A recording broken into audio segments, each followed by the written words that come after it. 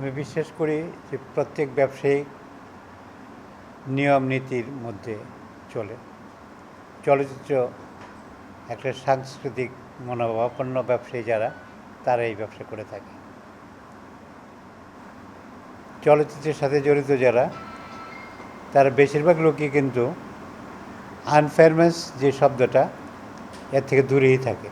তারপরে যে পৃথিবীতে সমস্ত ব্যবসায়ীর মধ্যেই অনৈতিক চরিত্রের কিছু লোকজন থাকে, আমাদের মধ্যে অসৎ ব্যবসায়ী কিছু থাকতে পারে, আছেও, এটা অস্বীকার করার জন্য নেই। কিন্তু আমি যদি আপনাকে কমার্শিয়াল লস করি, আমাকে কমার্শিয়াল পানিশমেন্ট হবে।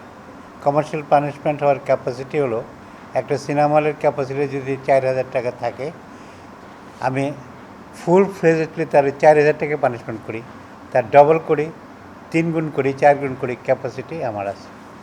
কারণ হলো, দাদার কথা আপনারা শুনেছেন যে আমাদের দুটো সাব কমিটি ছিল, একটা রিলিজ কমিটি, একটা হচ্ছে কমপ্লেন সাব কমিটি।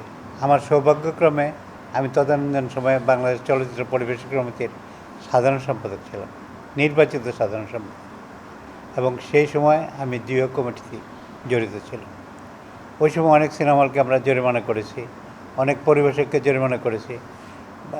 তারা সমিতির প্রতি শ্রদ্ধা প্রদর্শন করে সমিতির নিয়মাবলী মেনে চলাফেরা করেছে।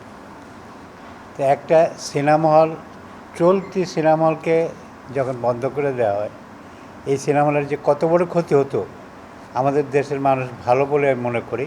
আর নাইলে উল্কা সিনেমা হল এখন ভালো অবস্থানে থাকতে পারতো না। কারণ বরবাদ জনপ্রিয় ছবি, আমরা জনপ্রিয় ছবিকে আলাদা চোখে দেখি, এই জন্য আমাদের নিজেদের বাঁচার প্রয়োজনে। জনপ্রিয় ছবি যদি না থাকে, তাহলে আমাদের চলচ্চিত্র ব্যবসা কোনো দিনই থাকবে না।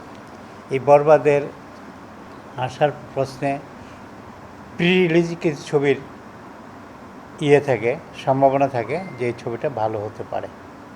সেই প্রি রিলিজের সম্ভাবনার উপরেই কিন্তু বরবাদের মুক্তি, এবং বরবাদের কাছ থেকে দর্শকরা আশানুরূপ এইভাবে ছবি দেখতে পেরেছে এবং শান্তি পেয়েছে, এতে আমরা খুশি। এবং প্রত্যেকটা সিনেমা হল, একমাত্র সোনালী টকিজ ঈশ্বরগঞ্জ যেই পরিস্থিতিতে সার্ভারের কারণে সিনেমা হলটার ক্ষতিগ্রস্ত হয়েছে, কিন্তু বাংলাদেশের প্রত্যেক সিনেমা হল যেখানে বরবাদ চলছে, প্রত্যেকেই লাভবান হয়েছে। আরেকটা কথা আমার কানে আসছে, যেটা অত্যন্ত আমি ঘৃণা বলে এটা প্রত্যাখ্যান করি, যে সিঙ্গেল স্ক্রিন। আরে সিঙ্গেল স্ক্রিনের তো উৎপত্তিই আমার, সিঙ্গেল স্ক্রিনে আমার জন্ম। আজকে মধুবনের মালিক সিঙ্গেল স্ক্রিন বলে, আর তুমিও তো এখন সিঙ্গেল স্ক্রিনে আসো, তোমার তো একটি সিনেমা হলে একটি স্ক্রিন, এখানে তো 5টা স্ক্রিনের কোনো ক্যাপাসিটি নেই। তো অতএব সিঙ্গেল স্ক্রিনকে অবজ্ঞা করে চলচ্চিত্র শিল্প বাঁচতে পারে না। চলচ্চিত্র শিল্প কোনোদিনই বাঁচতে পারবে না সিঙ্গেল স্ক্রিনকে অবজ্ঞা করে।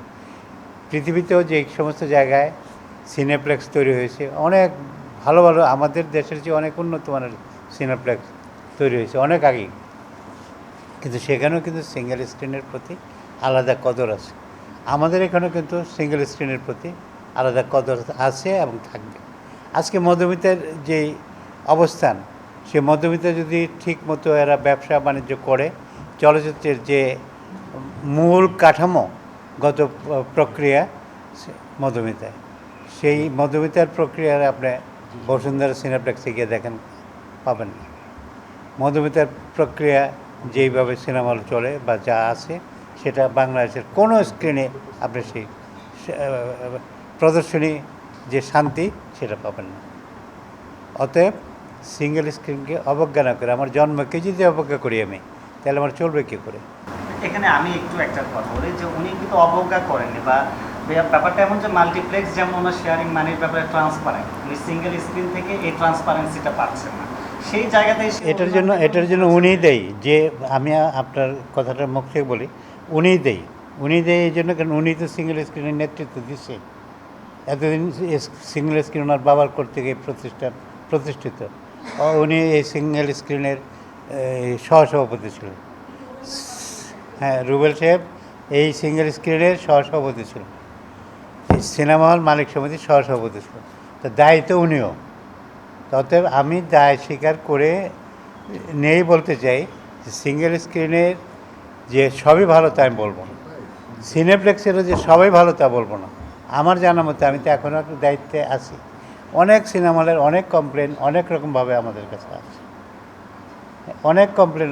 কিছু কমপ্লেন আমরা হাতে নেই, কিছু কমপ্লেন আমরা বুঝে সুঝে সাব্যস্ত করে দিই, ভাই ঠিক আছে, ব্যবসা করতে গেলে একটু এদিক ওদিক করে হয়। তো সব কিছু পরে হলো আমার নিজের অস্তিত্বকে আমি অস্বীকার করে এগিয়ে যেতে চাই। আমার অস্তিত্বকে ঠিক রেখে, আমার বলয়কে ঠিক রেখে আমি আগামী দিনের জন্য অগ্রসর।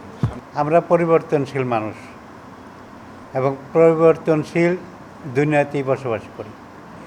আমার অস্তিত্বকে বজায় রেখে সার্বিক পরিবর্তন হোক, এটা আমি চাই। এই সার্বিক পরিবর্তন করতে গিয়ে দেশের চলচ্চিত্র শিল্প সবচেয়ে বড় শিল্প, এই শিল্পকে কিন্তু সারা বাংলাদেশের মানুষ অবজ্ঞা করে। আপনি বিশ্বাস করেন, আমরা 1400 সিনেমা হল ছিল, এখন 200 সিনেমা হল কাউন্ট করা যায় না। সিনেপ্লেক্স যেগুলো তৈরি হয়েছে, এগুলো কিছু লোকের ভালো সদিচ্ছার কারণে তৈরি হয়েছে। আমি বিশ্বাস করি আরও সিনেপ্লেক্স তৈরি হোক, সিঙ্গেল স্ক্রিনও কিন্তু সিনেপ্লেক্সের আদলে সুন্দরভাবে করা যায়। সেই হিসাবে যদি করে, তাহলে আমাদের চলচ্চিত্র শিল্পের ভালো হবে বলে আমি বিশ্বাস করি।